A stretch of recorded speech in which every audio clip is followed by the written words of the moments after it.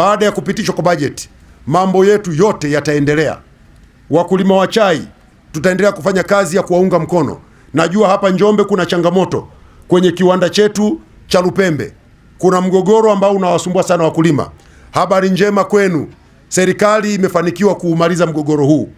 Serikali imetenga fedha, itamlipa yule aliyekuwa amenunua kile kiwanda takriban dola za Marekani 320,000, zaidi ya shilingi kama milioni 700-800 hivi. Atarudishiwa fedha zake, lakini kiwanda kitakabidhiwa kwa wakulima ili kiwe mali yenu, muendelee kuzalisha chai kwa amani na utulivu. Hatutaki mgogoro. Serikali haifurahishwi kuona wakulima wanakimbizana na mapanga na wawekezaji. Mtaamua nyinyi mnafanyaje. 30% itabakia kuwa mali ya serikali, 70% itabakia mikononi mwa wakulima. Kwa hiyo tulieni wakulima wa chai, muwe na amani. Lakini pia serikali imechukua hatua madhubuti ya kukabiliana na changamoto za wawekezaji ambao wamewekeza kwenye chai kwenye kiwanda kingine ambacho kiko jirani na hapa Njombe mjini. Kwa hiyo msiwe na wasiwasi.